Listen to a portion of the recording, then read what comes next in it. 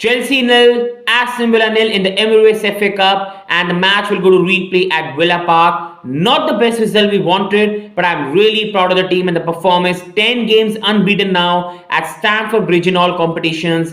8 wins and 2 draws in the last 10 games at Stamford Bridge. Another really good performance. We played really well.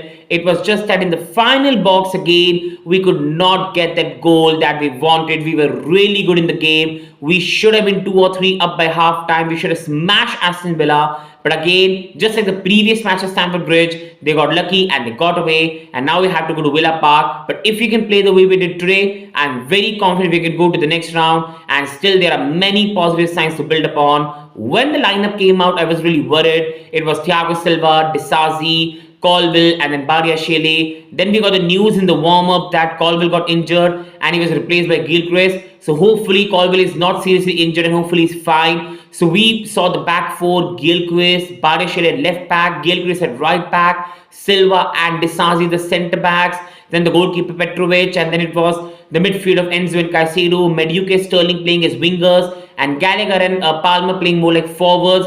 So it was not looking the best lineup, and we were really worried before the start of the match that will we build momentum now? How are we going to play against Aston Villa today? But after around first 10 minutes, we were really sloppy. We played some really good football from around 10 minutes to around 40-45 minutes. We played some really good football. Madueke cooked the heck out of Moreno. Sterling cooked the heck out of Matty Cash. Palmer was making some really good running behind the defense of Aston Villa and winning the ball at every passing opportunity, whether it's through Langley, Konsa. You had Gallagher making really smart runs behind the players, but just in the final box, he hasn't got the same ability. Caicedo was really dictating the midfield well. Enzo was doing his job, and we were playing some really good stuff. Aston Villa, Watkins was absolutely isolated. Diaby, we kept him quiet. And the only way Aston Villa troubled us in the first half, for the first 60 minutes, I will say, was to set pieces and nothing else. We were really good. Noni Madueke had a good chance, 1-on-1 the goalkeeper. He hit it straight at Martinez. Palmer won the ball back against Lenglet and he should have put it in the back of the net, but it happens. He missed a chance like the Middlesbrough match. And again, Madueke had another very good chance.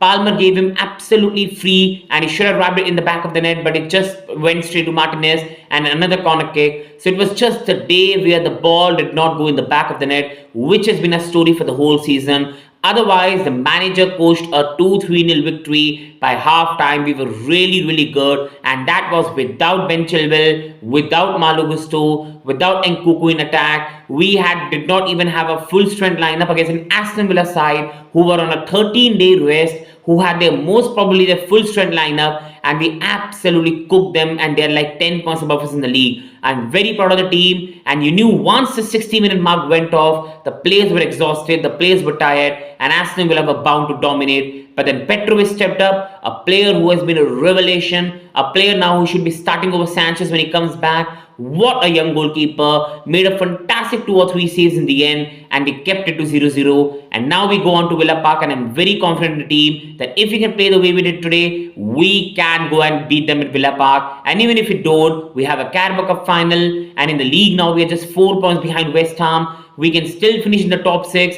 We can still even try to get a top 5, but it's going to be difficult. And we can win the Carabao Cup. I believe in this side. And I believe we can go and beat them in Villa Park. But that's still going to take place in some time. We still have a lot of time to discuss about that fixture. What's going to happen by then. But right now, it was a good performance. We take the clean sheet, learn from it, and go forward. And now we've got Liverpool in the midweek, and we need to go forward. The only concern for me in the future that the team has to look at, but hopefully with Nkunku coming back from injury, Gusto coming back, and Chile regaining his fitness, it could be solved soon, is a weak bench. Right now, Armando Broja is not doing really well. Nicholas Jackson is at AFCON. So we are really struggling for a proper striker. We are really struggling for someone to make an impact on the bench. But once in 3 or 4 weeks, and Nkunku comes back, Jackson comes back at AFCON, is going to look really good for us right now. I don't think we need to go in the market and rush and get something wrong like a John Duran. But if we can get a Benzema or even a Callum Wilson for 15 million, I won't really mind it. For 15 to 16 million, not 20-25 million, for around 10 to 15 million if you get Wilson or Benzema on a 6-month loan, I won't really mind it. But not players like John Duran, project players,